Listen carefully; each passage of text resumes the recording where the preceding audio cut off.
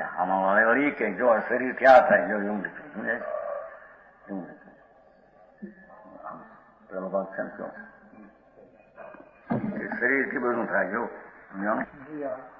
એવું છે जीवित शरीर इष्ट स्थान पर जाता है मृतक शरीर इष्ट स्थान पर नहीं जा सकता शरीर में कोई इष्ट स्थान क्यों अरे कैसे कहीं शरीर में और इष्ट इष्ट भगवान पर जाऊं शरीर जाए आत्मा जई सके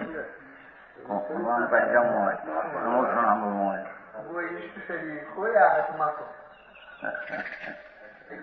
देखो जीवित शरीर इष्ट स्थान पर जाता है मृतक शरीर इष्ट स्थान पर नहीं जा सकता भाषा जो हरे भगवान शू करेगा दांतों से काटना देखो क्रिया आत्मा आम शरीर सचेत आम करी શકે છે શરીર સચેત આમ કરે છે એ દોણ ભૈયા વાંચું નહીં હોય તમે રાખી મૂક્યું છે मारना पीटना तलवार बंदूक लाठी चलाकर दुश्मनों का घात करना पूजा प्रक्षालन करना ये शरीर करे जीवનું શરીર કરે ભારી વાત તમને કાલે હંભાઈ રહેતા નહોતા તમે એ રાજમલજી કીધું અમારા રાજમલજી એમ કહે છે કે આવા જીવિત શરીરથી ધર્મ થાય આવા પ્રશ્નો એ પ્રશ્ન દેખો ભૈયા હે આ લખાણ છે દેખો ગોષ્ઠીમાં એવો પ્રશ્ન આવ્યો હતો ને જીવિત શરીર ધર્મ કર રાજમલજી કે આવા પ્રશ્ન મારા કે જૈન ધર્મમાં આવા રજાવે છે જેવો આ સમજાયા જેમ તમારી સામે જોયું બનશે જૂન हमारा इटली याद छो जाने काट करना पूजा पर करना सत्पात्रों को दान देना लिखना केशरोध करना देखना सुनना सूंघना बोलना प्रश्न उत्तर करना खराब शराब पीना मांस खाना आदि क्रियाएं यदि अजीव तत्व की है तो इन क्रियाओं द्वारा आत्मा को सम्मान अपमान दंड जेल आदि क्यों भोगना पड़ता है जो अजीव तत्व के है तो एम कहते सजीव तत्व वही अनुव्रत महावर्ष बहिरंग तप समिति आदि जीवित शरीर से होते हैं भगवान ऋषभदेव ने 1000 वर्ष तक तपस्या शरीर द्वारा की थी परंतु भगवान का विहार द्विधनी शरीर द्वारा ही होता था शास्त्र में पण काय मन कर्म योग कीधो છે અજીવ ને અધિકરણ નો આશ્રમ કયો છે બધા શાસ્ત્ર બધા ભર્યા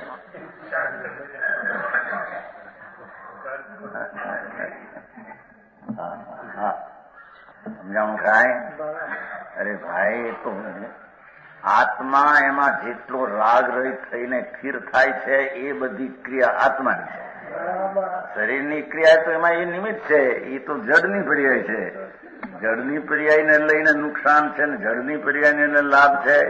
કે જડની પર્યાયને લઈને શુભ ભાવ છે કે અશુભ છે કે શું છે એમ છે નહીં જીવિત શરીર હોય તો જઈ શકે નહીં મરદા સમસણમાં જાય હાલતા જાય ભગવાન પાસે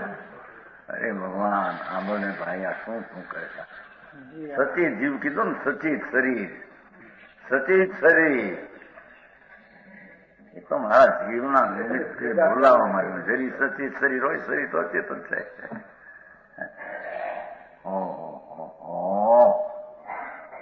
અરે રોલમલજી કહે છે ને અજીવનો અંશ પણ જીવમાં ન મેળવો અજીવનો અંશ પણ અજીવમાં ન મેળવો જીવ અજીવની ભૂતથી સંખ્યા હાય હવે જળની પર્યાય આવે જાય તો માટિયા શરીર છે વાણી જળ છે આત્મા તો અંદર જ્ઞાન મૂર્તિ ભિન્ન છે એ રાગદ્વેષ કરે ને કાંઈ વિતરાગતા કરે બીજું કરે હું સમજાય છે કાંઈ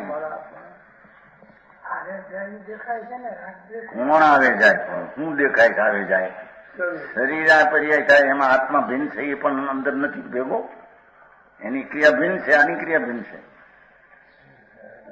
બે તત્વ છે બે ની સમય સમયની ક્રિયા ભિન્ન છે હે ત્યારે અનુભવ પ્રકાશમાં એમ લીધું કે આ ફલાણું ફલાણું એ પૂતગલની ક્રિયા આ કે જીવની ક્રિયા ભાઈ અમે અમે પીડ્યા છે અનુભવ પ્રકાશમાં આવે છે ને નતું એને અનુભવ પ્રકાશ ક્યાંય ગયું હારે હારે લાવો ને જરી ક્યાંય ગયું આની સામે આ બોલ ને એની સામે એ બોલજો. હરે ભગવાન.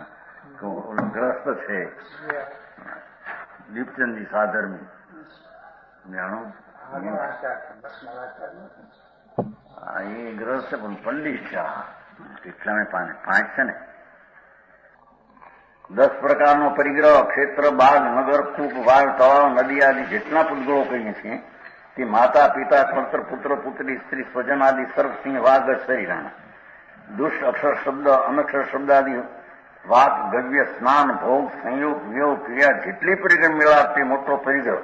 નાક, દરિદ્રાદિ જેટલી ચાલવું, બેહવું, હલવું, બોલવું, કંપવું આદિ જેટલી ક્રિયા, ભેળવું,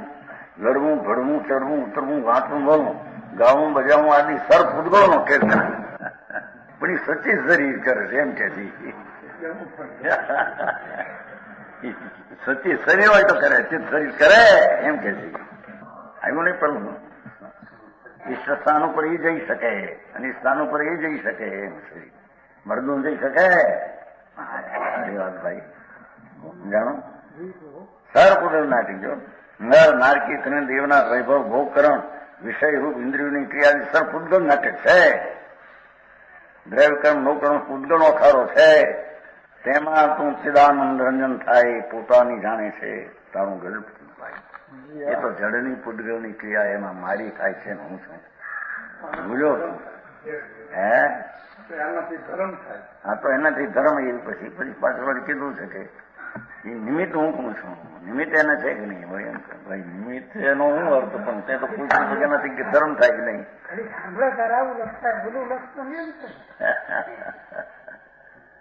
હા ત્યાં શરીર આ તો આ જળ છે એની પર્યાય થાય બધી જળની છે. હાલનું ચાલુ બોલવાનું જળની પર્યાય આ તો આત્મા કરે છે. આત્મા તો જ્ઞાન સ્વરૂપ છે. હા એ સ્થાનમાં જવાય અધિષ્ઠાનમાં જવાય મળતું જાય. અરે ભાઈ તર્કો એ રાજમલજી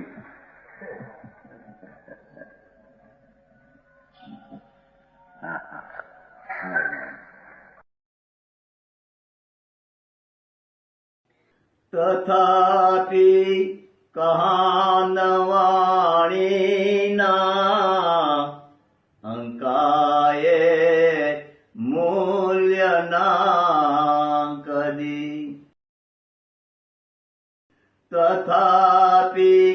માતવાણીના અંકાયે મૂલ્યના કદી. પરમ કૃપાળુ પૂજ્ય સદગુરુ દેવનો જય હો. પ્રસામૂર્તિ પૂજ્ય ભગવતી માતનો જય હો. જીનવાણી માતનો જય હો. પરમ મિત્રાગ દિગંબર જૈન ધર્મનો